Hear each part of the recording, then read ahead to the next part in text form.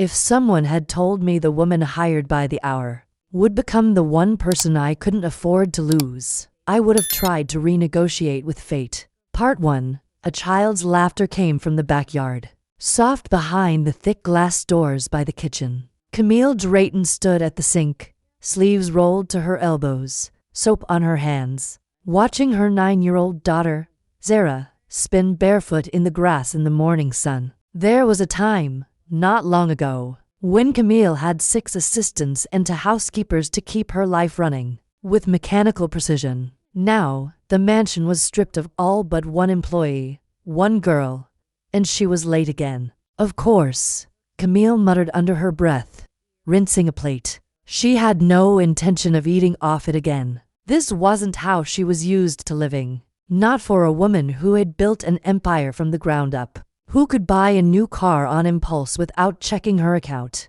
But that life was behind her now. Or at least that's what she was letting people believe. The truth was Camille hadn't lost her company or her money. She had simply stopped trusting the world around her. After her husband died, and after 3 separate women tried to attach themselves to her under the guise of helping raise Zara, Camille made a choice. She stepped back, sold the vehicles, dismissed the staff, and settled into one of her quieter houses in a gated enclave where nobody pried or gossiped. She wanted to learn who would walk into their world without the perfume of money hanging everywhere. Someone who would cherish her child not because she was the heir to a fortune, but because she was Zara. Then came the listing. Live-in nanny, cooking, cleaning, child care, discreet household, private address. No figures mentioned, no identities, only essentials. And 1 applicant replied, Tess Rivera. Camille remembered the first glimpse of her. Large brown eyes, a too slight build, and a calm voice that refused to sell itself. She'd seemed uneasy in the foyer, clutching a folder stuffed with uneven resumes. Yet the instant Zara appeared from behind the banister, Tess had smiled, gentle, clean. And Zara had smiled too. If you're enjoying this tale, kindly tap like to help this grow further. And tell me in the comments, on a scale from 0 to 10, what rating would you give this story so far? Your thoughts change everything. Thanks for reading. Your support keeps these chapters coming and helps new readers find them. Leave a note about your favorite moments so far, too. That had been 3 weeks earlier. Camille couldn't say why she'd hired her. Tess was underqualified, plainly not formally trained, and had never served a household before. But Camille had watched her sit on the kitchen tiles and braid Zara's hair with quiet care. And that was that. The position was hers. Now Camille scrubbed the skillet harder, exhaling as her patience thinned while she checked the clock again. 9:56 a.m. Tess was meant to arrive at 9 o'clock.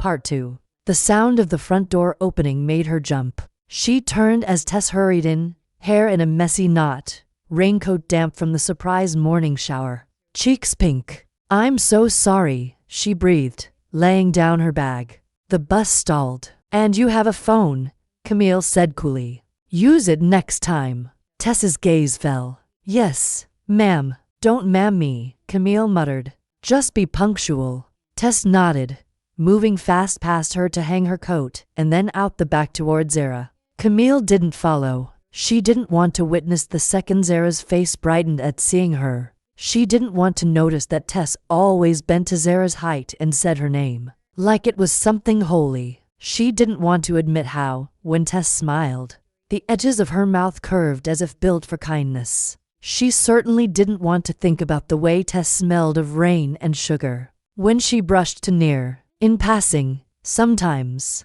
Part 3. But later, when the house was quiet and Zara napped in her room, Camille found herself leaning against the doorframe to the laundry room, watching Tess fold tiny t-shirts and humming under her breath. You don't have to sing, Camille said. Tess jumped, startled. Sorry, old habit. Helps me focus. Camille stared at her for a beat longer than necessary. You like kids? Yes, Tess said quickly. I mean, not just your daughter. I've always loved kids. I helped raise my siblings growing up. Big family, loud, messy, poor. Camille's eyes narrowed. And yet you chose this kind of job. Because it's honest, Tess said, standing a little straighter. Because it lets me do something that matters, even if no one sees it. That answer shouldn't have meant anything, but it did. It echoed somewhere in Camille's chest she'd been ignoring for years. You're not like the others, Camille said quietly. Others. The ones who came before. The ones who smiled too fast and looked past Zara to see the furniture. Tess shook her head. I didn't even notice the furniture. I know, Camille said and turned to leave. Her voice softer now. That's why you're still here. That night, after Zara was asleep and the house was still, Camille poured herself a glass of wine and sat in the dark kitchen. The hum of the refrigerator the only sound in the room. She thought about Tess's laugh. The way Zara clung to her shirt when she said goodbye. The way Camille's pulse had stuttered when Tess brushed against her arm while reaching for a plate. She wasn't supposed to feel this. Not for an employee. Not for someone 10 years younger, and with hands rough from scrubbing floors instead of signing deals. But when she closed her eyes, it wasn't the wine that warmed her. It was the thought of Tess whispering stories to Zara barefoot in the hallway bathed in moonlight. It was the thought that maybe for the first time in years, something real had walked into her life without asking for anything but a place to belong. The next morning, Tess arrived 9 minutes early. Camille noticed, even if she didn't comment. She heard the front door open gently at 6:30 a.m. and resisted the urge to turn round. From her spot at the kitchen counter, stirring her coffee, she listened instead. The soft thud of Tess's worn sneakers on the tile. The low murmur of her greeting Zara upstairs. The gentle rustling of bags being set down. And then the unmistakable hum of Tess's voice, singing something barely above a whisper. Camille hated how easily that sound settled into her chest. She told herself it was because the house had been too quiet for too long. That it was simply nice. Having noise that wasn't made of spreadsheets and stock alerts. But when Tess entered the kitchen a moment later, cheeks still pink from the walk, smile hesitant as she reached for a rag to wipe down the table, Camille couldn't deny it anymore. She liked Tess being here more than she should. Coffee? Camille asked, startling herself. Tess blinked. What? I said. Do you want some? Oh, no, thank you. I mean, yes, I'd love some, if that's okay. Camille poured a second mug and handed it over without looking at her. Cream's in the fridge. Black's fine. Camille nodded. They drank in silence for a moment, the early light slanting through the kitchen window, casting long shadows across the counter. Then Tess said softly, Zara asked me if I was going to stay forever. Camille's grip on her mug tightened. What did you tell her? That I'd stay as long as I was wanted. Smart answer. Tess tilted her head. She's lonely. She's a child. So are most of the people I've met. Zara just happens to be honest about it. Camille looked at her sharply, unsure whether to be offended or impressed. And me? Am I one of those people you've met? Tess's eyes didn't flinch. You don't let anyone close enough to tell. Camille stared for a moment too long. Then she turned away. Don't overstep, Tess. I wasn't trying to. Good. Because this isn't that kind of job. What kind is it? One where we keep things professional. Understood. But the tension lingered like heat. And later that day, as Camille worked in the office she converted from the formal dining room, she found herself distracted by the sound of laughter drifting from upstairs. Zara's, then Tess's, followed by the rhythmic thump of footsteps running down the hallway. Camille stood, walked quietly to the foot of the stairs, and looked up just as Tess came sliding around the corner with Zara in her arms, both of them breathless and grinning. They stopped when they saw her. Sorry, Tess said, still smiling. We were playing Castle Monster. I lost. I won. Zara shouted proudly, twisting in Tess's arms. Camille's heart clenched. Tess sat Zara down gently and brushed her curls from her face. Time for reading, she said. Go pick your book. Zara ran off, and Tess turned back to Camille, her expression quieter now. She asked about you, she said. She wants to know why you never play with her. Camille folded her arms. Because I'm not the maid. That isn't what she believes you are. And what do you think I am? Tess paused. I think you're scared. Camille's jaw tightened. Mind your tone. But Tess didn't retreat. She needs you. Not only your money. Not only your rules. You can't subcontract love, Camille. That's not what this is. Then what is it? Camille had no answer. She simply turned and walked off. That night, sleep wouldn't come. Her thoughts kept circling the same arguments, wearing grooves. The quiet in the house no longer felt peaceful. It felt hollow, like a museum after closing, echoing and cold. Near midnight she rose, padded barefoot down the corridors, and stopped outside Zara's room.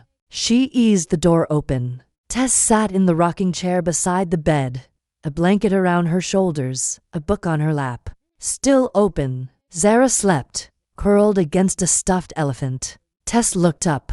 Her voice was a breath. She had a bad dream. Asked me to stay. Camille nodded. Thank you. She was about to turn away when Tess murmured, You could have come in. I didn't want to wake her. That isn't why you stood in the doorway. Camille stood in the dim glow, her face unreadable. You're not here to dissect me. No, I'm here to care for her. But I notice things. I notice you. Camille swallowed. Go to bed when you can. I will. Yet neither of them moved. The silence lengthened between them, heavy with what they wouldn't say. Then Tess added, You don't have to carry this alone. You know, I've done it alone for years. And how's that going for you? Camille almost smiled. Almost. You're bold when you're exhausted. I'm truthful when you allow it. Camille lingered a moment longer. Then she turned, her voice gentler than it had been in years. Good night, Tess. Good night, Camille. When she finally returned to bed, Camille stared at the ceiling for hours. Her heart pounded too loudly in the hush, not from fear, but because something had shifted, something risky, something real, and she didn't know how to halt it. The next day Tess was again quiet and intent. She cleaned, played with Zara, cooked lunch, folded laundry. But every time Camille entered a space, their eyes met and an understanding moved between them. Not flirting, not strain, something slower, weightier, like to people at the brink of something they hadn't chosen, yet couldn't step away from either. That afternoon, as Camille passed the laundry again, she stopped. Tess stood with her back to her, folding a soft white towel. Camille watched for a beat. Then why did you truly take this job? Tess turned. I told you. You said it was honest work.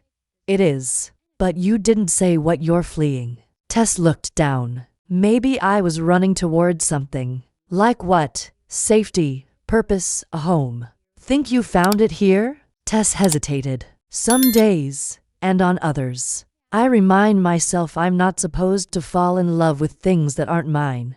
Camille's pulse paused. You shouldn't say things like that. Then tell me to stop.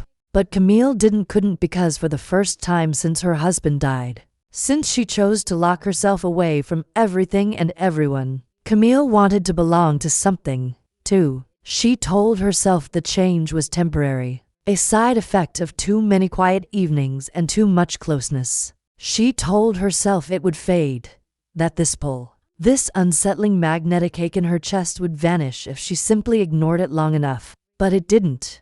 And it wasn't just Tess's voice or her laugh, or the way she gently tucked Zara's hair behind her ear without even thinking. It was the quiet things. The way Tess never walked loudly in the house. How she refilled the coffee container without being asked. The way her gaze softened when she looked at Zara. And the way it sharpened when she looked at Camille. Like she could see right through her. Part 4. One evening, Camille returned from a rare trip to the grocery store to find music playing softly. From the living room. Not loud, just enough to fill the space. She paused in the foyer, listening. It wasn't a song, she recognized. Something acoustic, soft vocals. She set the bags down quietly and walked toward the sound.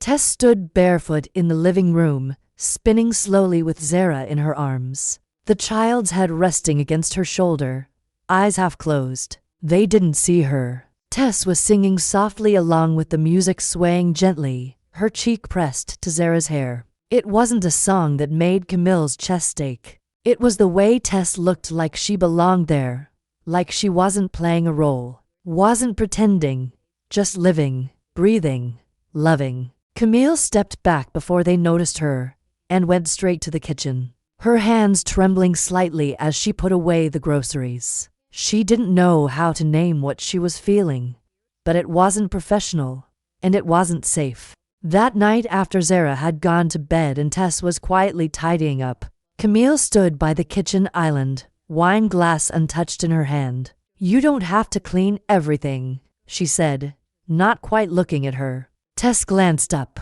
"I don't mind. You always say that because it's true. You're not a servant. I'm not treated like one." Camille turned to face her fully. "Aren't you?" Tess's hands froze over the dish towel. "What are you trying to say?" "I don't know," Camille admitted. "Sometimes I forget you're not." She stopped. Tess's voice was steady. "Not what yours." Silence. Camille hated how fast her pulse raced at that word. "You need to be careful," she said, her tone cooler now. "We both do." "Why?" "Because this isn't what I hired you for." Tess took a slow breath. "I know what you hired me for, Camille. I'm doing it. I'm taking care of your daughter. I'm cleaning your house. I'm keeping your secrets. I'm showing up every damn day. That's not the point." "Then what is the point?" Camille slammed the glass down harder than intended. "You're getting too close to you, to everything." Tess stepped around the counter carefully, like approaching a frightened animal. "Camille, I don't want anything from you. I don't want your money. I don't care about your past, but I care about Zara." And her voice faltered just a breath. "And I care about you, too, whether I'm supposed to or not." Camille stared at her. "You don't know me. Then let me." "It's not that simple." "Why not?" "Because I built walls for a reason, and I never asked you to tear them down. But I think maybe you're tired of standing behind them alone." Camille turned away, but Tess's presence followed her like a shadow. "You can't say things like that," she whispered. "Why?" "Because I don't know what I'll do if you mean them." Tess didn't touch her. She didn't move. She just stood there, letting the silence stretch between them like a lifeline. Then she said, "Good night, Camille," and left the room. That night, Camille didn't sleep again, but not because of fear, because her chest felt too full of something she couldn't name: want, ache, longing, hope. None of it was safe. All of it was real. The next morning, Camille woke to the sound of laughter and something burning. She rushed downstairs barefoot, heart pounding, only to find Tess in the kitchen, waving a towel in front of the smoke detector, laughing as Zara pointed to the toaster. "She wanted to make you breakfast," Tess explained, eyes bright. I looked away for 2 seconds and Camille didn't say anything at first, just stood there, breath caught in her throat. Then slowly she smiled. "That's very brave of you." "We made backup pancakes," Zara added proudly. "They're only a little burned." Camille crouched and kissed the top of her daughter's head. "They're perfect." Tess handed her a plate, and their fingers brushed. Neither of them pulled away immediately. That evening, something shifted again. Camille had a headache from a long day of phone calls and financial planning. Secret work she still did behind closed doors to maintain the illusion of being a woman rebuilding, not one in hiding. She stepped into the living room to check on Zara and found her asleep on the couch, her hand curled loosely in Tess's. Tess was half asleep, too, head resting on the back cushion, breath slow. The sight pierced Camille's chest. She stood there for a long time watching them. Then she crossed the room, picked up a blanket, and gently draped it over both of them. Tess stirred, eyes fluttered open, met hers. "Hey," she whispered. "Sorry we crashed." "Don't be." Camille hesitated. "She sleeps best when you're near." Tess blinked. "And you?" Camille's voice was barely a whisper. "I don't remember the last time I slept well at all." Tess shifted slightly, making room beside her. "Then sit with us. Camille didn't move, not right away, but she wanted to so badly. She stepped closer. Saturday.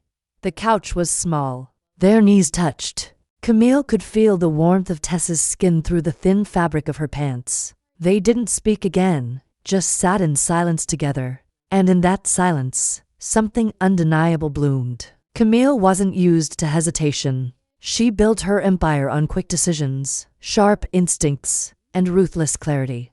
But with Tess, she hesitated all the time. It was in the pause before she entered a room Tess was in the way she lingered at the doorway instead of sitting beside her, in the way her hand almost reached out when Tess brushed past her. Almost, never quite, and it was killing her. It had been for days since the night on the couch since their knees touched, and they sat in silence, with Zara's small body sleeping between them, warm thick between them like fog. Since then, something between them had changed subtly but unmistakably. Tess didn't look away as quickly anymore. Her fingers brushed longer. Her voice softened as if always on the edge of saying something she wasn't sure she should. And Camille was unraveling quietly, slowly, irrevocably. One afternoon, while Zara was at a friend's birthday party, and the house was uncharacteristically quiet, Camille walked into the laundry room where Tess was folding towels again.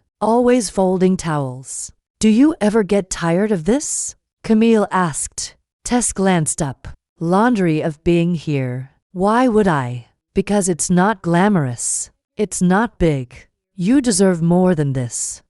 Tess smiled softly. "I didn't come here for glamour." "Then why did you come?" Tess looked at her for a long moment, then set down the towel. "Because I wanted a place to be still. I didn't know it then, but I do now. I needed to land somewhere I didn't have to prove anything." Camille leaned against the doorframe. "Do you feel like you still have to prove something to me sometimes?"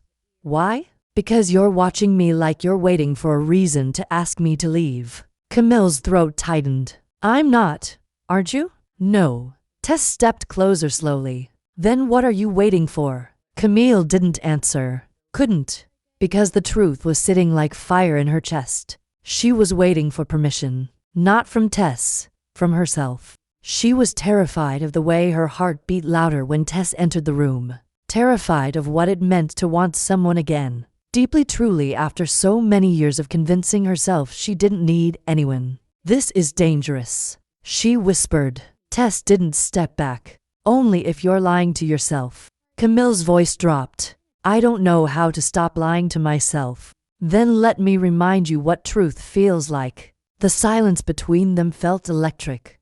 But then Zara's laugh echoed from the driveway, cutting through the moment like a blade. Tess stepped back instantly, eyes dropping. "She's home." Camille watched her leave, watched her compose herself, smile as Zara came running in with frosting on her face and a balloon in her hand. Watched her return to the role she was hired to play. But something inside Camille cracked that day. That night, after Zara was asleep, Camille sat on the front porch for the first time in months. The air was cool, the sky clear, and when she heard the soft creak of the front door opening behind her, she didn't flinch. "Couldn't sleep?" Tess's voice asked gently. "I'm starting to think I forgot how." Tess stepped out onto the porch, wrapped in a light sweater. "Barefoot. It's quieter out here than I expected. I don't come out much." "Why not?" "Because I've spent years keeping everything in. I didn't know what might spill out if I started letting things breathe." Tess sat on the step below her, arms around her knees. "What do you want to let out?" Camille glanced down at her. The moonlight touched Tess's face in a way that made her eyes look impossibly deep. "Everything." "Then start small." "Like what?" "Like one truth you've never spoken aloud." Camille paused. "Then I'm afraid." "Of what?" "Of wanting something I can't claim?" Tess turned to face her fully. "What if it's not about possession? What if it's about feeling it completely, even if it won't last?" "You think this won't last. I think you're refusing to let it start." Camille leaned forward a little. "Tess, yes. If I kiss you right now, I don't know if I'll ever manage to stop. Then maybe kiss me only if you're ready for what follows." Camille studied her. The space between them felt almost breakable. Then she stood up, went inside, and shut the door softly. Tess didn't come after her, and Camille didn't sleep again. The next morning was tight in all the ways quiet can be. Yet neither of them avoided the other. And somehow that felt worse. They circled around words they couldn't say, glances they couldn't keep for long, touches they couldn't justify. At lunch, Zara knocked over a cup of juice. It splattered across the counter, dripped to the floor, catching both women off guard. "Sorry," Zara gasped, eyes wet. Tess knelt. "It's okay, honey. It's juice." But Camille was already snatching towels, hands moving fast, breath sharp. "It's fine," she said flatly. "It's only a mess." "It's always a mess." Tess rose slowly. "It's not about the juice, is it?" Camille went still. Zara watched them, eyes wide. Camille looked at Tess, voice low. "Not now." But Tess didn't yield. "You can't keep doing this. Dodging what you feel and pretending it's about spilled juice or laundry piles or bedtime routines." Camille's fingers tightened on the towel. "We're not having this talk in front of Zara. Then let's have it tonight." "Why?" "Because if we don't, I'm going to have to go." Camille's breath halted. "You leave if staying means pretending nothing is happening between us." "Yes, Tess. Don't answer now. But tonight, after she's asleep, I'll be in the garden. If you don't come out, I'll know." "Know what?" Tess's voice was barely more than a whisper. "That I should stop loving you." And with that, she walked away. Part 7. That evening, after Zara was tucked into bed, after the lights were low and the house went still again, Camille sat on the edge of her mattress for nearly an hour, frozen, terrified, hopeful. At 9:23 p.m., she opened the back door, crossed into the garden barefoot, and saw Tess waiting on the bench beneath the magnolia tree. She looked up. Camille's breath snagged. "You came," Tess breathed. Camille moved forward and stopped in front of her. "I'm tired of pretending," she said. Tess stood slowly, then hold on. Camille lifted a hand, touched her cheek. "I'm not ready for everything, but I'm ready for this." And then she kissed her. No wavering, no apology, only years of loneliness, wanting, and feeling hurtling into one perfect, fragile, unstoppable instant. Tess kissed her back like she'd been waiting her whole life. And maybe she had. The moment their mouths met, Camille felt the world split open around her. It wasn't fireworks or some cinematic blast. It was deeper than that, softer. It was the quiet of something settling into place after too long left misaligned.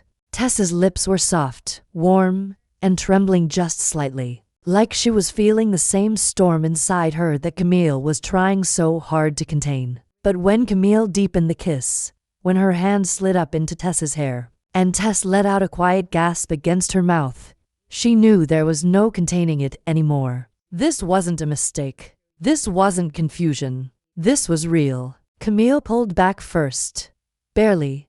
Their foreheads touched, breath mingling in the cool night air. "I don't know what I'm doing," she admitted, her voice raw.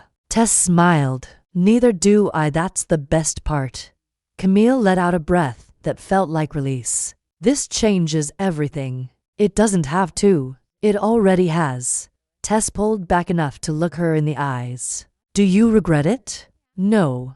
Camille's answer was immediate, honest, and sharper than she meant it to be. "But it scares me, and I don't want to hurt you." "Then don't," Tess whispered. "Just don't run." Camille took her hand, their fingers laced like they were meant to, and in that moment, something in her finally let go. They stood there for a while, not speaking, not moving, just existing in the quiet hum of something new. But eventually the world returned. The night grew colder. Zara would wake in the morning, and they were still living under the same roof, still navigating something fragile, still hiding too many truths. So they said goodnight, a kiss on the cheek, a long look, and a silence that held more than any words could. The next morning, the energy in the house shifted. Not awkward, not uncomfortable, just charged. When their eyes met over breakfast, it lingered. When their hands brushed while clearing the plates, it stayed. And when Camille caught Tess humming again in the laundry room, she leaned against the door frame and smiled. "You sing when you're happy." Tess looked over her shoulder, eyes soft. "I'm trying not to." "Why?" "Because when I let myself feel happy, something always ruins it." "Not this time," Camille said quieter. "I won't let that happen." But deep down, she wasn't sure if she could keep that promise because she was still lying, still pretending, still hiding the truth about who she really was and why Tess was even in her life to begin with. Part 5. That night, after Zara was asleep, Camille knocked on Tess's bedroom door. For a moment, she almost turned away, but then the door opened. Tess stood there in a loose t-shirt and leggings, no makeup, her hair falling in soft waves over her shoulders. "Hi," she said. Camille stepped in. "Can we talk?" Tess stepped aside. Camille entered. The room was simple, neat. One window open, letting in the night air. The bed unmade but clean. A photo of a little boy on the nightstand, probably one of her siblings. Camille sat on the edge of the bed. Tess stayed standing. "Is this about last night?" she asked softly. "Partly. If you regret it, just say it." "I don't," Camille said quickly. I need you to understand something. Okay, this house, my situation, it's not what it seems." Tess frowned. "What do you mean?" "I'm not broke." The words felt like knives leaving her tongue. "I'm not rebuilding my life. I never lost it. I chose to hide it." Tess didn't move. Why? Because every woman who came into Zara's life before came for the wrong reasons. For money, for power, for me sometimes, but never for her. "So, you pretended." "Yes. I wanted to see who would love her without knowing what she came with. Who would love me without knowing what I could offer." Tess sat down slowly. "And you think I wouldn't have?" "I didn't know. I didn't even think it would matter. But then you became part of this house. Part of her. Part of me." Tess looked away. "How long were you going to keep lying?" "I wasn't lying. Not at first. I just admitted things. But then it got harder to tell you without making it feel like a betrayal." "It is a betrayal." Camille flinched. "I know. That's why I'm telling you now. Because we kissed. Because I care about you and I want to do this right." Tess stood. "So everything you said about not hurting me, was that real?" "Yes." "Then why do I feel like I've been played?" Camille stood too. "Tess, please. You're not just my boss. You're a stranger with a secret life. You watched me open up to you while you sat on a throne and pretended to be broken." "I am broken," Camille said, voice cracking. "I may have money, but I've been alone for years. I lost my husband. I've been raising a child in silence. I haven't let anyone close enough to see the real me until you." Tess didn't reply at first. Her jaw was tight. Her eyes were too bright. "Then, I don't care that you're rich, Camille. I care that you didn't trust me with the truth." "I was scared. So am I, a beat." Then Tess whispered, "You should go, Tess, please." Camille stood there for a moment, then nodded. She walked to the door, but before she opened it, she turned. "I meant it. All of it. The kiss, the feelings, everything." Tess didn't look at her. Camille left. The next 2 days were cold. Not rude, just distant. Tess did her job. She was kind to Zara. But the warmth was gone. The lingering looks were over. The tension replaced with silence. Camille had with every step Tess took that didn't pause near her. Every word she said that didn't include her name. Every door she closed softly as if trying not to wake a sleeping pain. But then on the 3rd night, Camille found something on her pillow. A folded note. Just 5 words. "Meet me in the garden." 11 p.m. Camille waited until the minute struck before stepping into the night air, heart pounding. Tess was already there, sitting on the same bench under the jacaranda tree where it all began. She stood when she saw Camille. "I've been thinking," she said quietly. "So have I. You scared me," Tess admitted. "Not because you're rich, because you pretended to be someone else. I didn't mean to deceive you, but you did. Camille stepped closer. I'll spend the rest of my life proving that I won't lie to you again. I don't need you to prove anything, Camille. Then what do you need? Tess looked at her, eyes soft. I need to believe this US isn't just another part of your hidden world. Camille took her hand. It's the only part that's real. Tess stared at her for a moment. Then she kissed her again. No fear, no hesitation, just truth. They didn't speak as they walked back into the house that night. No words were needed. Not after that kiss. It was slower than the first, deeper than the last. There was no urgency in it, only certainty. When Camille closed the back door behind them and turned to face Tess in the moonlight hallway, she saw it in her eyes. Not just desire, not just affection, trust, earned, fragile, real. Camille reached out, took Tess's hand in hers, and for a moment, neither of them moved. Then Tess said barely above a whisper, "Come with me." She led her up the stairs slowly, carefully, deliberately, as if afraid the wrong step might break the spell. The hallway was dark, but they knew the way. When Tess opened the door to her bedroom and stepped aside, Camille followed without hesitation. She didn't plan to stay the night. She wasn't sure if she could, but when Tess reached for her again, pulling her close, their foreheads touching in the quiet space between breaths, all the walls Camille had spent years building finally gave out. Their kiss was softer this time, but no less intense. Hands moved slowly. Clothing was removed with reverence, not haste. Each touch was discovery. Each sigh was permission. Camille had forgotten what it felt like to be held without being expected to perform. Tess didn't want power. She didn't want protection. She just wanted her. They moved together like a secret being spoken in a language only they could understand. And when Camille finally let go of fear, of doubt, of grief, it wasn't with a scream or a sob. It was in the way her hand curled around Tess's hip, in the way she buried her face in Tess's neck and whispered her name like a prayer. After they lay tangled in each other, skin still warm, breath still sinking slowly, Tess traced lazy lines along Camille's arm, her voice soft. "You're quiet. I'm thinking about how long I've wanted this and how terrified I am of losing it." Tess kissed her shoulder. "You won't.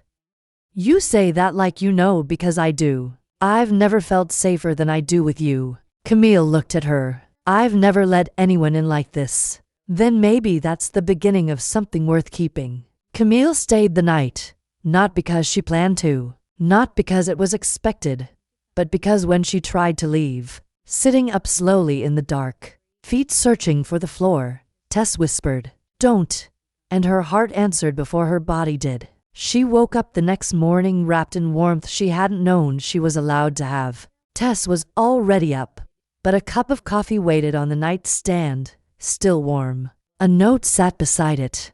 "Zara woke early. She asked where you were. I told her you were dreaming of pancakes." Camille smiled despite herself. She slipped on her robe and headed downstairs, pulse racing, not with fear, but with something gentler, something closer to hope. In the kitchen, Tess was flipping pancakes while Zara sat on the counter, swinging her legs. They both looked up when Camille entered. "Mommy." Zara grinned. Tess said, "You had magic pancake dreams." "Did she?" Camille shot Tess a look half teasing. Tess shrugged, smirking. It seemed better than the truth. Camille arched an eyebrow. "And what's the truth?" "That you're in love with your maid." The words weren't spoken aloud, but they were there in the air between them. In the glance they shared. In the smile, Camille couldn't stop. Zara hopped down and ran to hug her, and Camille crouched to hold her tight. "You smell like pancakes," Zara said. "That's because someone's a very good cook." "She's the best," Zara whispered proudly. "She's special." Camille looked up. Tess was watching them with a softness in her eyes that made Camille's throat ache. That evening, after Zara went to bed, they didn't talk about what had happened the night before. They didn't need to. Tess curled into her on the couch and Camille held her like something precious. They watched an old movie neither of them cared about. Their fingers stayed linked the entire time, but the silence didn't last forever. Eventually, Camille said, "We can't keep this secret from her forever." Tess shifted slightly. "She's 6. She's smart. She is." Camille hesitated. "Do you think she'd understand? If you're asking if she'll be confused about love, I don't think so. I'm not afraid of her questions. I'm afraid of what happens if we give her stability and then take it away." Tess turned to face her. "I'm not going anywhere. Don't promise that." "Why not?"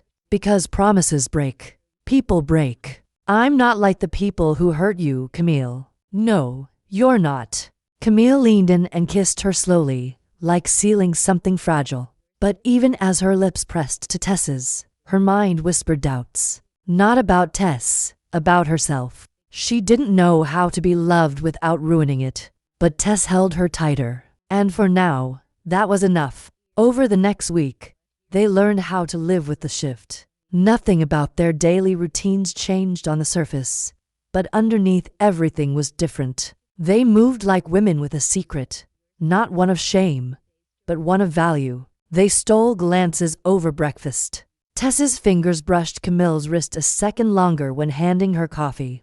Camille started making excuses to come into whatever room Tess was in just to see her smile. They hadn't talked about what they were yet. It didn't feel necessary. It was enough just to exist in this space finally. But the world doesn't stay quiet for long. One night as they sat in the living room reading, Camille's phone buzzed. She frowned. Unknown number. Tess looked up. "Everything okay?" Camille hesitated, then answered. Camille Drayton speaking. Silence. Then a low voice said, "Nice act you've got going there. I wonder how long it'll last when people start asking questions." Camille stood, her chest tightening. "Who is this?" Click. The line went dead.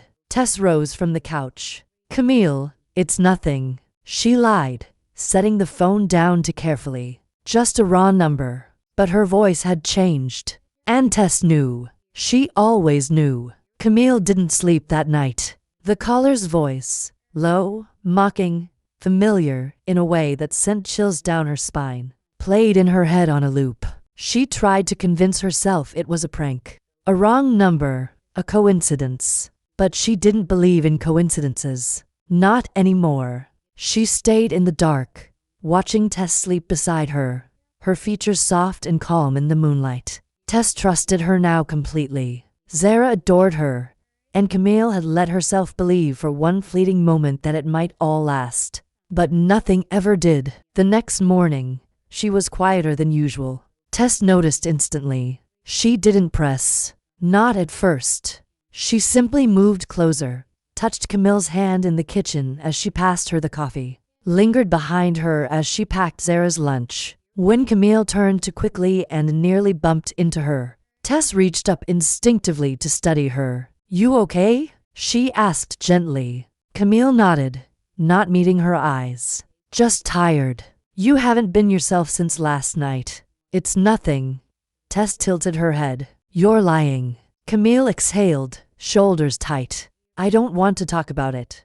"Okay," Tess said softly, but the worry in her eyes didn't fade. That afternoon, Camille sat at her office, the door closed, the blinds drawn. She scrolled through her private contacts list, trying to decide who she could trust. There weren't many left. Not after the last scandal. Not after the leaks. Not after she'd cut herself off from nearly everyone in her former world. She had stepped down from public leadership, but she still owned everything. She still held the strings. But someone clearly knew. Someone had been watching, and they were waiting to pull something loose. She called her security advisor, a man she hadn't spoken to in over a year. "I need to know if someone's been digging into me," she said, voice clipped. "Anyone local?" "Discreet." "You sure?" "Yes. You're still offered as far as most are concerned, but I'll check."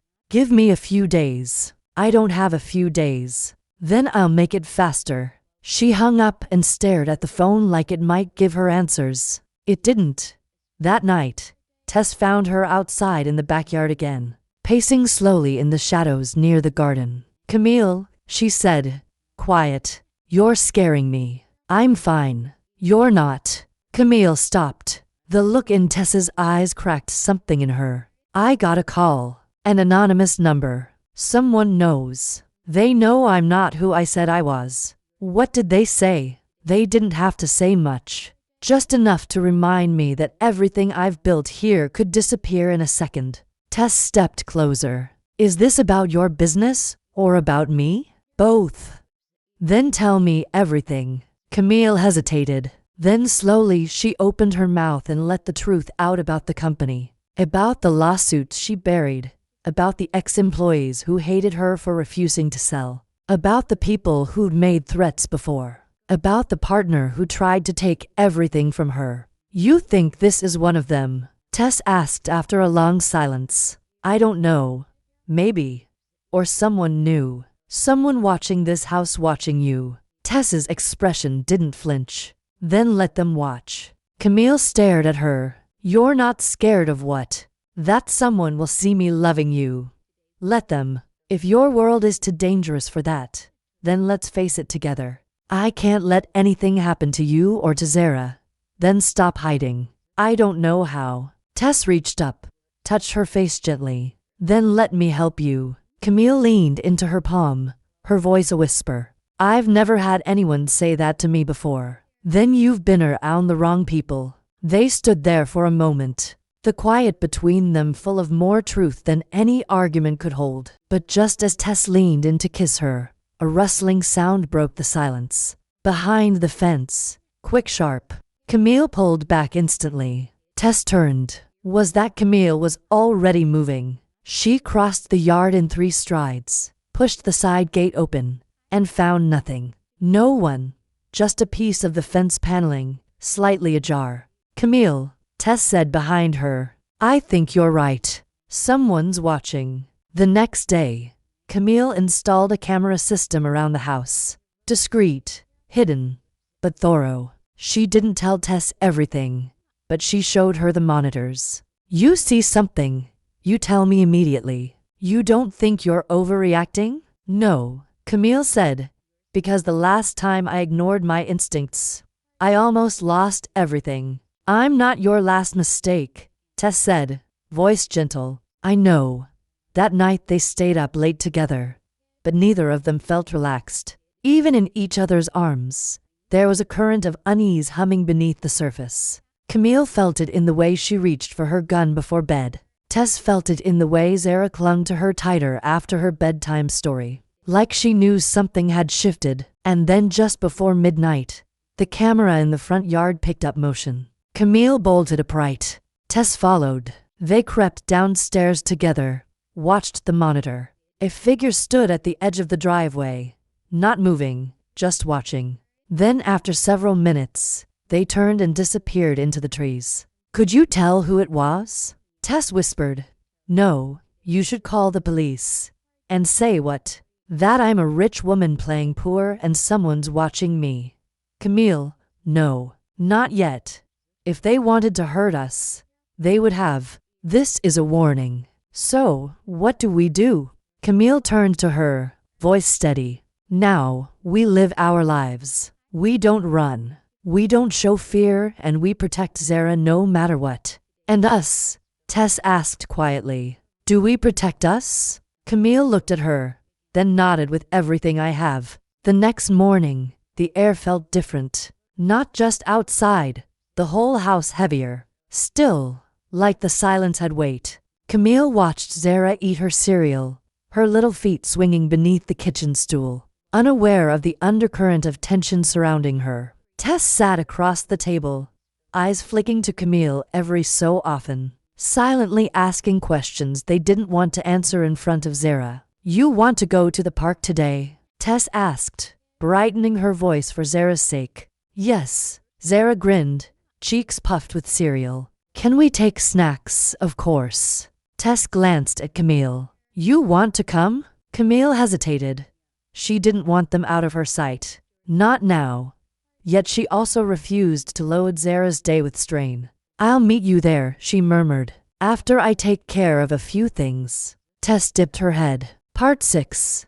That afternoon, Camille met her attorney at a plain little cafe half an hour beyond the gates. They tucked into a rear booth, voices low, eyes flicking to every new face that crossed the threshold. "I need you to review the non-disclosure agreements," Camille said. "Every ex-employee, each investor, anyone who's ever stepped inside my company. It's a big ask, and it has to happen quietly. You think it's internal. I don't know what it is, but someone knows where I am, and I can't risk this getting out. Not now. Is this about the woman?" Camille's eyes narrowed. "Excuse me, I mean your maid. I saw her in a few of the security pings you forwarded. You to look close." "We are," Camille answered, cool and even. "What does that have to do with any of it?" "Nothing. Unless she's an exposure." Camille leaned forward. "She isn't." The liar lifted both hands. "I'm only saying be careful. Whoever this is, they're watching the house, everyone inside it." That thought paced beside Camille back to the park. She saw Zara first, spinning on the swing, laughing. Then Tess, on a bench, gaze always following the little girl, protective and steady. Camille's chest tightened. She had trusted the wrong people too many times, but Tess had never once looked at her like a woman with leverage, only like a woman worth loving. Even so, there were pieces she didn't know about Tess, questions Camille had never asked. That night, with Zara asleep and the house dark, they sat in the living room with only the faint glow of the fireplace between them. Camille turned to Tess, unhurried. "Can I ask something personal?" Tess set her mug down. "Sure. Your family. You never mentioned them." Tess's smile thinned a fraction. "There isn't much to share. No sisters, parents. A little brother. He's 12 now. Lives with foster parents. I haven't seen him in years." Camille leaned closer. "Why?" Tess hesitated. "Because I couldn't keep him. I was 17 when I became his legal guardian. Our mother was an addict, in and out of jail. I tried to hold everything together, but I was still a kid. I left school, worked 2 jobs. Eventually they said I wasn't stable enough. They took him." Camille's heart ached. "Tess, I've been trying to bring him home ever since. But without a degree, without reliable income, it's impossible. Why didn't you tell me?" "Because I didn't want pity. And because I didn't want you to think I came into your life hunting a safety net." "I never thought that." Tess lowered her eyes. "I've made peace with most of it. But I swore one thing to myself. When I found a home again, a real one, I wouldn't let it slip." Camille reached for her hand. "You have one now." Tess watched her. "Do I?" "Yes. Here, with me, with us." Their mouths found each other again, this time with a tenderness that made Camille feel her chest might split open. Not from hurt, but from everything she'd buried finally given air. Later, under the shower's hush, Camille heard Tess's voice carry faintly from the bedroom. She shut the water off, pulse tripping. Tessed silence. She stepped out, wrapped in a towel, and peered through the door into the dim, watchful hall beyond the frame. Tess sat on the edge of the bed, phone in hand, face pale. Camille approached carefully. "What is it?" Tess looked up, startled. Someone called me." "What did they say?" "They knew my name, my brother's name. They said if I didn't walk away from you, they'd make sure I never saw him again." Camille's blood ran cold. "They threatened your brother." Tess nodded. "I didn't even know they knew about him." "Neither did I." Camille sat beside her. "This isn't just about me anymore. They're targeting you now."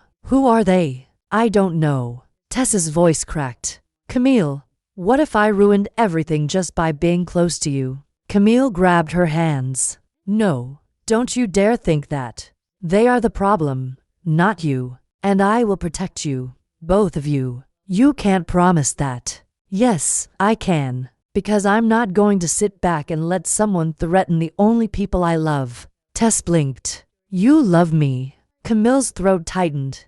"Yes." Tess exhaled like the words knocked the air out of her. Then she pulled Camille into her arms, holding her tighter than ever before. That night, neither of them slept. They lay side by side, hands intertwined, hearts racing. The next morning, Camille made a decision. She called her lawyer again. Change of plan, she said. I want a full background check. Not just on the company, on Tess, too. You think she's involved? No. I think someone else is using her past and I want to know who. She hung up. Then she looked over at Tess playing with Zara in the garden. Laughter drifting through the window. The most real thing in her life was the one thing someone was now trying to destroy. And she would burn the whole world down before she let that happen. Camille had spent years surviving in a world where trust was a currency more valuable than gold, and twice as dangerous. And yet, even with all her experience, even with all her caution, nothing had prepared her for the feeling of helplessness when it came to Tess. Loving her had been effortless. Protecting her, however, was proving harder with every passing hour. The morning after Tess received the threat, the house felt like a pressure cooker. Camille watched every movement outside through the newly installed security feeds. Her phone never left her hand. Every car that slowed near the house made her pulse spike. Zara noticed. "Mommy, are you mad?" she asked softly while coloring at the kitchen table. "No, baby. I'm just tired. Did Tess do something bad?" Camille's chest tightened. "No, sweetheart. Tess could never do anything bad." From across the room, Tess looked up, eyes soft and full of pain. She was clearly trying to hide. That night, after Zara was asleep, Camille handed Tess a glass of wine and sat down across from her on the bed. "I have to tell you something," she began. Tess immediately straightened. "What is it?" "I ordered a background check on you." Tess didn't speak at first. Her expression didn't change, but Camille could see it. Something behind her eyes faltered. "I had to," Camille continued. "Not because I don't trust you, but because I needed to know what they're using against you. What they have access to." Tess took a slow sip of her wine. "And what did it say?" Camille hesitated. "There's nothing alarming. A few minor infractions, missed court appearances related to custody hearings, some medical records sealed, and a juvenile incident that was expugned." "That wasn't me," Tess said. "That was my mother. I took the blame for something she did because they would have taken my brother if I didn't." Camille reached across the bed and took her hand. "You don't have to explain. I believe you. Do you?" "Yes. And more than that, I admire you." Tess's voice cracked. "No one's ever said that to me before." Then they weren't paying attention. Camille kissed her knuckles slow and reverent. "You're the bravest person I've ever known." Tess leaned into her. They sat like that for a long time, foreheads touching. The silence deep but not empty until Camille's phone buzzed again. She checked the screen. Unknown number, a single text this time. "She's not who you think she is." No context, no follow-up, just that. Camille showed it to Tess. "They're trying to divide us." She said it won't work, but in her heart, doubt was already spreading like poison. Not about Tess's character, but about how deep this threat ran and what they were willing to do to manipulate the truth. The next morning, Camille received a call from her lawyer. "We found something," he said. "You're not going to like it. Tell me." "There's a woman, Renata Pike. She worked in the legal department of your former company. Quiet, kept to herself. She disappeared after the last round of layoffs and she resurfaced 2 months ago. In this city under a different name. And guess where she works now?" Camille's blood went cold. "Where?" "With Child Protective Services, specifically in the office handling foster placements." Camille's breath stopped. "You're saying I'm saying she has access to records, to Tessa's brother, to everything. Is she the one making the threats?" "We don't have proof yet, but we know she has motive. Revenge, more like leverage. She lost her job after a policy you personally pushed through. Cost her pension, among other things. So, she's coming after me through Tess." "Looks like it."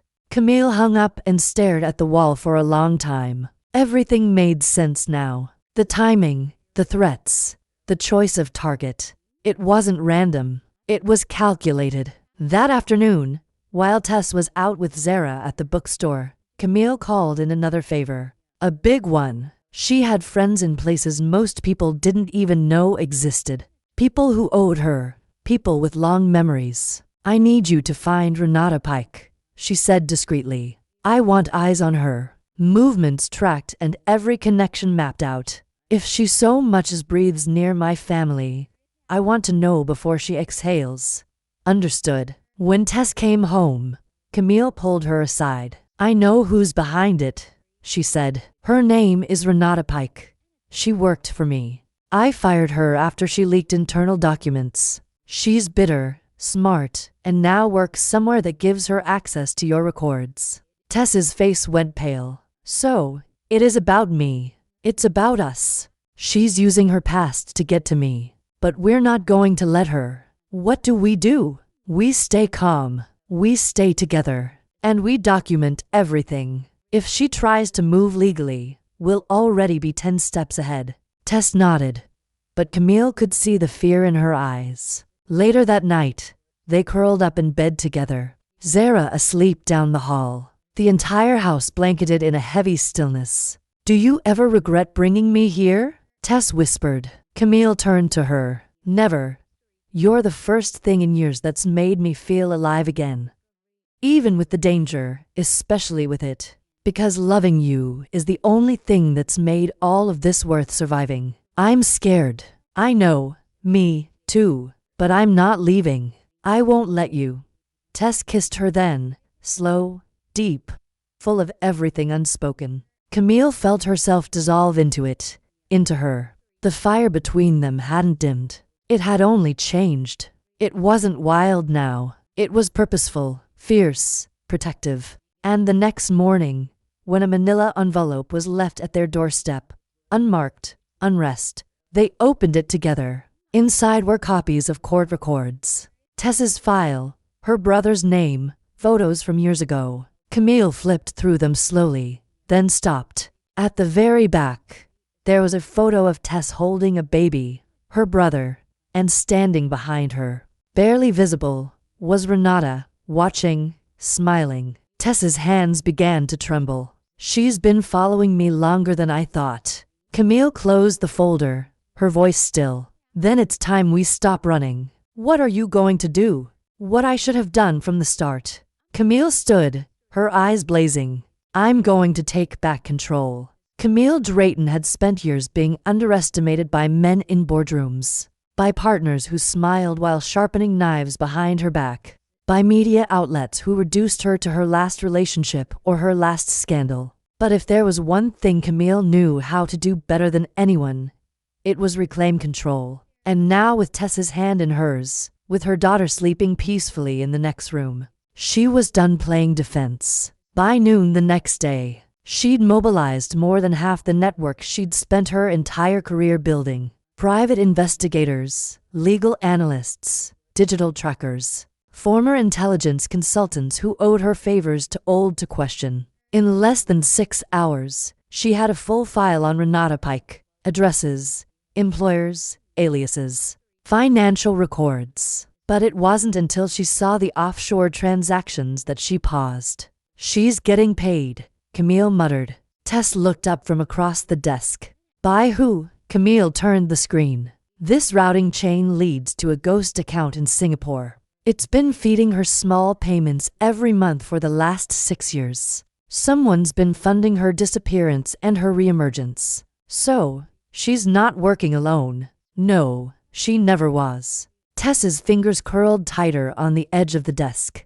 Camille, what if this isn't just revenge? It's leverage, control. Maybe someone wants to hurt me financially, maybe politically, but they thought I'd be weaker if they came through you. They were wrong. Camille stood, stepped around the desk, and cupped Tess's face in her hands. I am more dangerous with you by my side than I ever was alone. That night, Camille called a private meeting at a Pearl hotel under a different name. She wore a low bun, no makeup, sunglasses. Tess waited in the car. The man she met was older with sharp features and a voice that sounded like smoke. I hear you're a pest, he said with a smile. I want her isolated, Camille replied. Legally, professionally, quietly. No harm, just exposure. Still prefer the clean methods, I see. It's more permanent and expensive. I can afford it. Done. She slid him a flash drive. Everything you need is on here. I want the first wave of fallout to hit within 48 hours. And what will you be doing in the meantime? Camille's eyes darkened, making sure my family's safe. She returned to the car carrying a silence so dense it made Tess tighten. What did you do? She asked softly. I started the countdown, Camille said. Now she's 2 days from watching everything she built collapse. And after that, we rebuild without fear.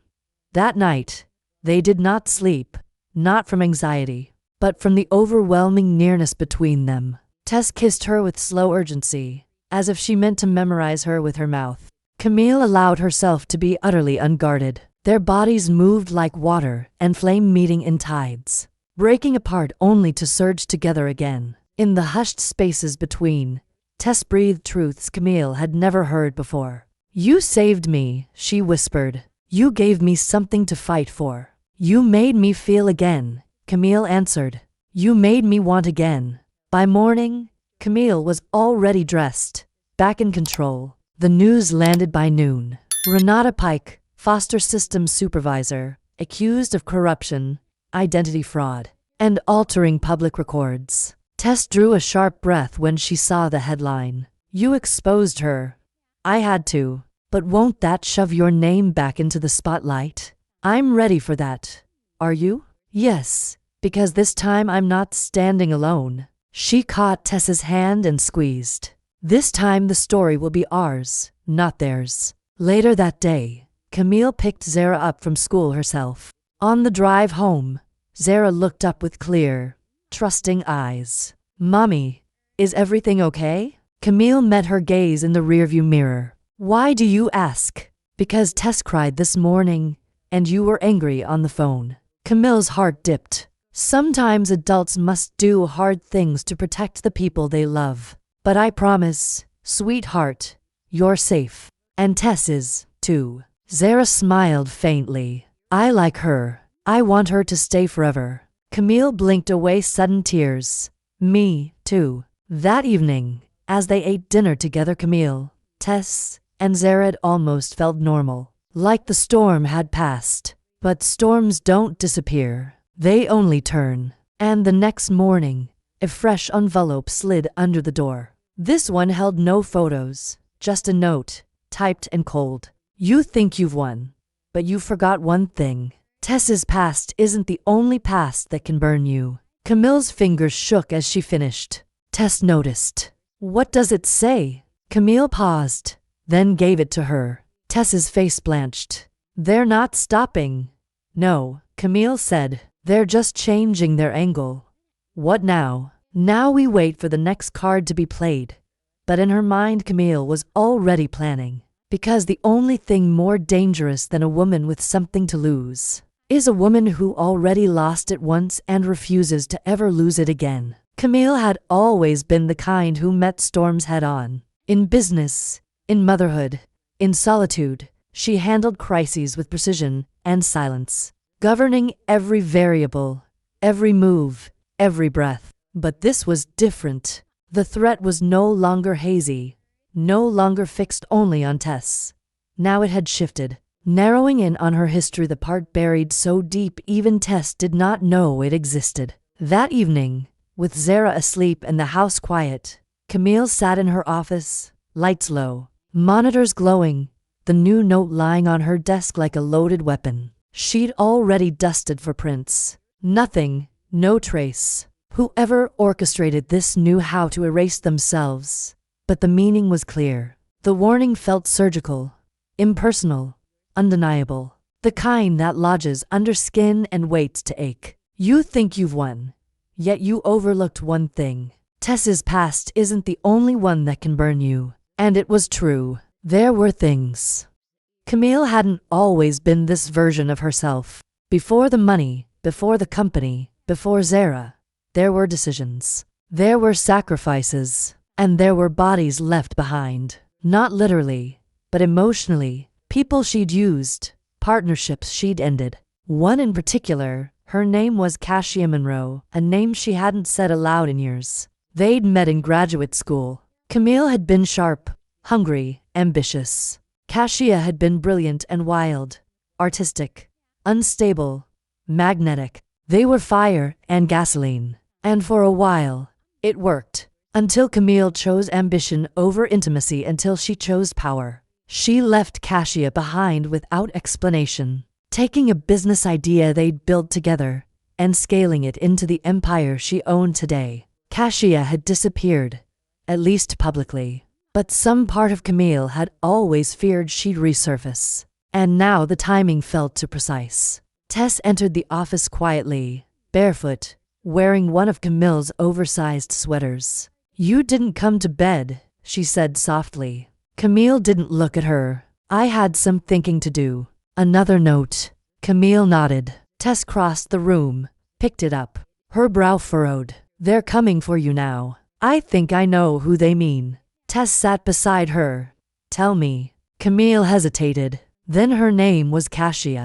We were close. A long time ago. Before everything, I took something from her. An idea. I turned it into my company. She didn't fight me, but she could have." "You think she's behind this?" "I don't know, but she had reason." Tess stayed quiet. Camille looked at her. "Say something."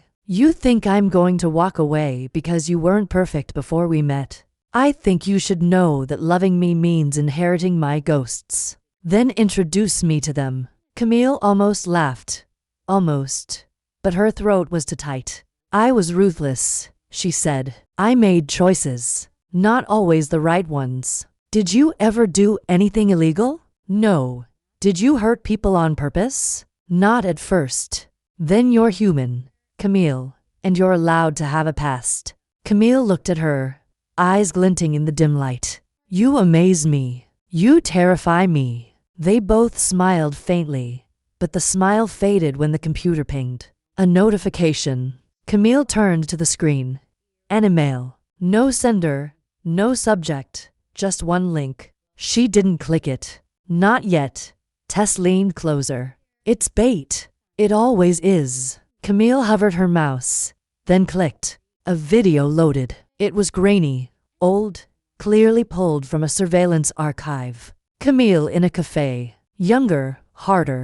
Cassia across from her, gesturing wildly. Camille cold, silent, then rising, walking away. The sound was muted, but the body language was unmistakable. Betrayal. The video cut to black.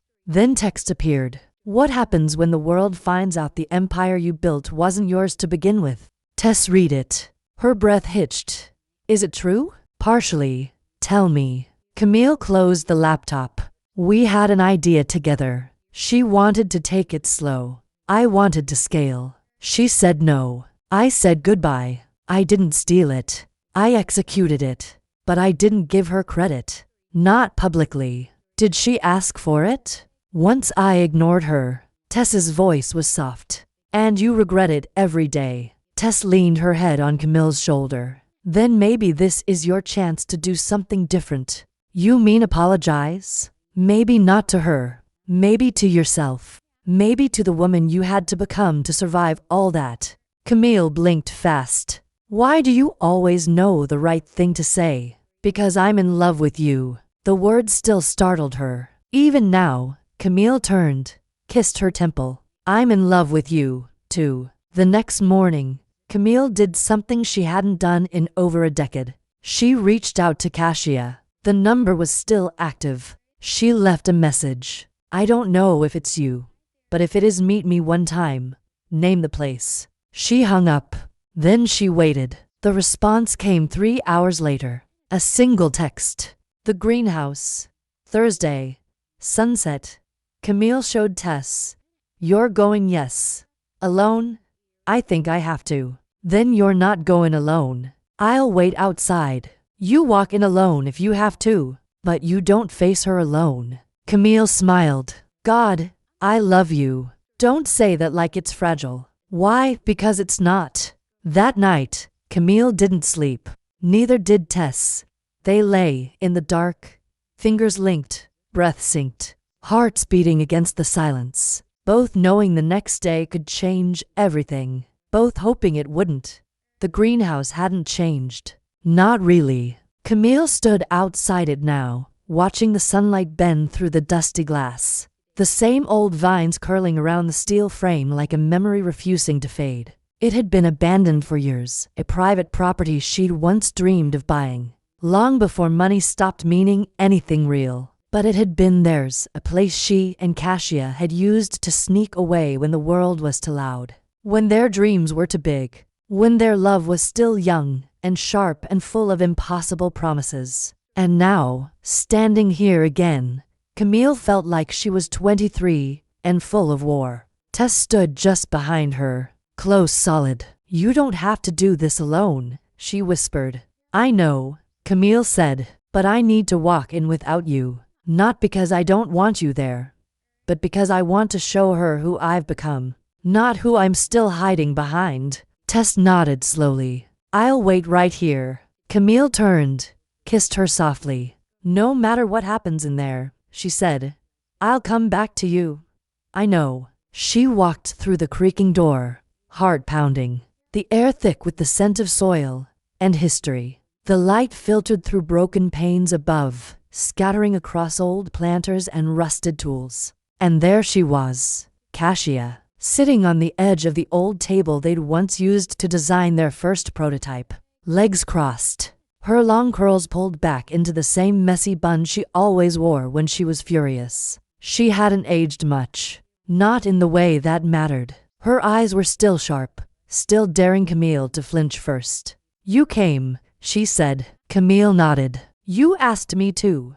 "No, I provoked you to, and it worked." Camille stepped closer. "Is this about revenge?" Cassia let out a dry laugh. "Isn't everything? You sent the videos." "Of course I did. You think I didn't keep them after what you did?" "What did I do exactly?"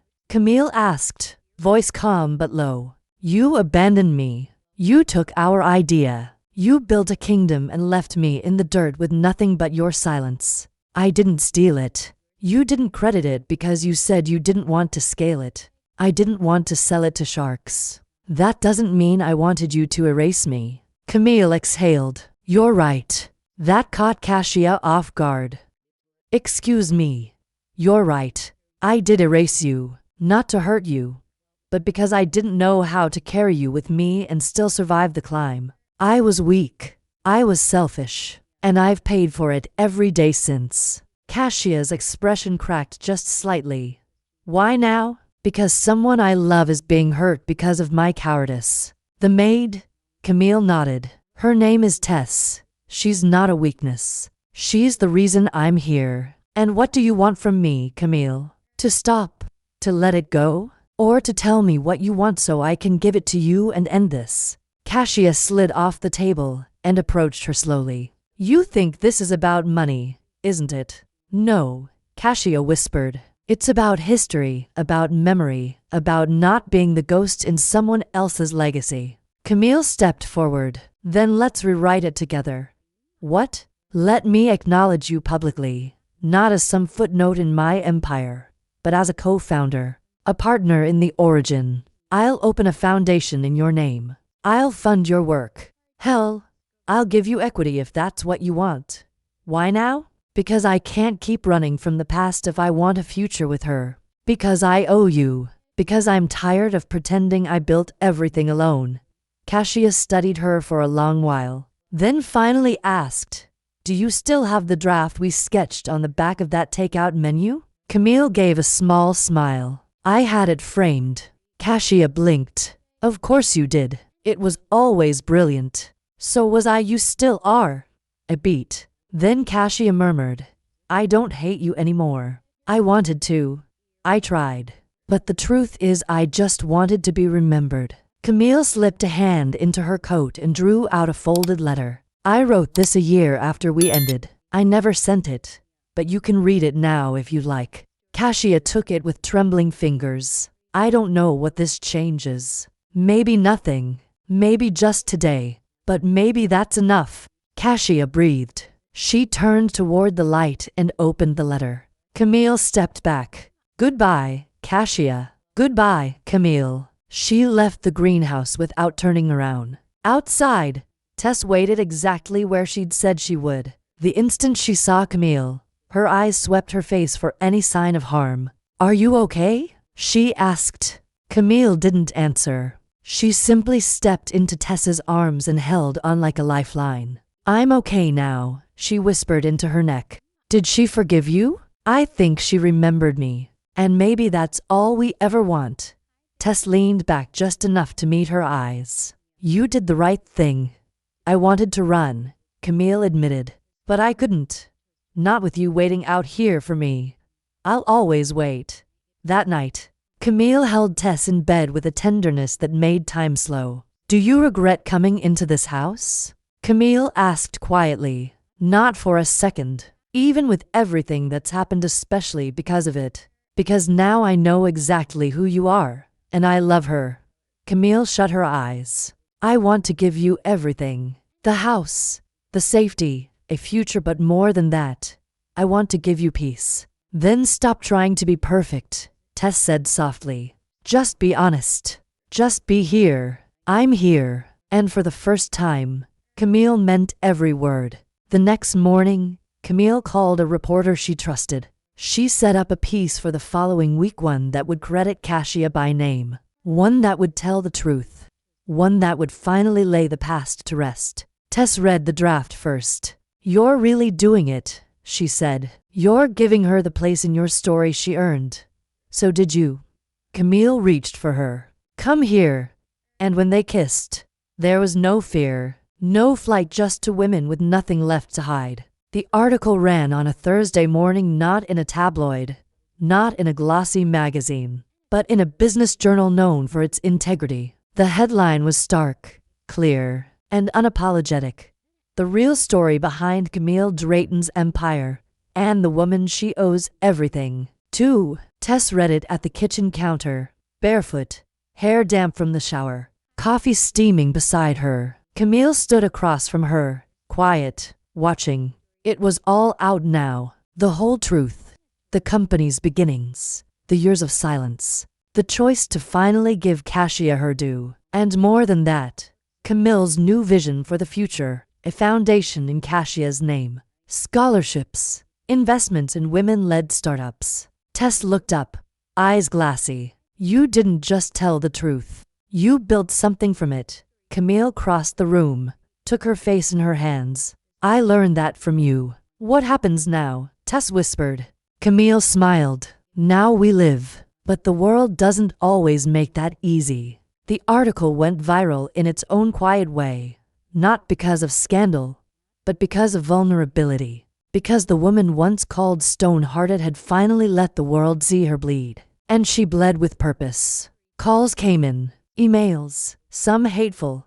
Some forgiving. Some from former rivals. Some from strangers thanking her for telling a story they'd never seen reflected in someone like her. One afternoon, a letter arrived, handwritten. The return address was from a town in NYC. Camille opened it slowly. Inside a single page. I see you. I forgive you. I'm proud of what you did. D. Camille folded it, held it against her chest, and let herself cry in silence. The storm had passed, and in its place was something she hadn't expected. Calm. In the weeks that followed, life took on a new rhythm. Camille and Tess moved through the house like they'd always belonged there. Zara flourished, her laughter returning like sunlight. She didn't fully understand the whirlwind of everything that had happened, but she felt the safety in it, the certainty. Camille began working again slowly, intentionally, not as the public face of anything, but behind the scenes, consulting for companies that actually cared about people, especially women and mothers and survivors. And Tess found herself becoming more than just the woman who once cleaned the house. She took courses online, started working part-time with one of the nonprofits Camille funded. She started dreaming again. One night, after putting Zara to bed, they stood in the kitchen finishing off a bottle of wine. Camille reached into the drawer, pulled something small and velvet and blue. Tess blinked. Is that Camille didn't go down on one knee? She didn't need to. She just opened the box and let the ring catch the light. I don't need a ceremony or an audience, she said. But I need you. Not as my maid. Not as my savior. As the woman I choose every day for the rest of my life. Tess stared at her, then laughed. Breathless, tearful, amazed. You're serious? Terrifyingly. Tess didn't wait. She took the ring, slipped it on, and pulled Camille into the kind of kiss that said yes louder than any words could. They didn't tell many people. They didn't need to. Their life wasn't built on performance anymore. It was built on quiet, on choosing each other in every ordinary moment. But they did something small for them. A ceremony in the backyard. Just the two of them and Zara. Zara wore a flower crown and danced around the garden holding a tiny bouquet. Tess made herself. Camille wore a linen suit. Tess wore a soft white dress. They didn't exchange vows. They just looked at each other and spoke from the heart. You are my peace, Camille said. You are my home, Tess replied. And that was enough. Afterward, they made dinner together, played music, laughed. Zara fell asleep in Tess's arms that night, whispering, Can you be my other mommy now? Tess kissed her forehead. If you'll have me, yes. Camille watched from the doorway, her heart full in a way it had never been. Weeks turned into months. The cameras around the house stayed up, but no new threats came. Kashia kept her promise, disappeared back into her quiet life, letting the past stay buried where it belonged. Renata Pike was fired permanently, discredited, and quietly faded into obscurity. Camille never mentioned her again, and slowly the fear faded. Camille learned how to garden. Tess painted again. Zara started calling Tess Momadus without being told to. And one night, long after the world had stopped watching, Camille stood on the porch holding Tess's hand and whispered, I used to think being loved meant being exposed. But now I know it means being seen and still chosen. Tess leaned in, forehead against hers. And I choose you, over and over and over again. Even on the hard days, especially on the hard days. The stars above them blinked silently. The wind moved through the trees like a lullaby. And inside the house, the life they'd built waited, full of warmth, laughter, safety, and love. It hadn't been easy. Nothing real ever was. But in the end, the Maid didn't just win the CEO's heart, she rebuilt it.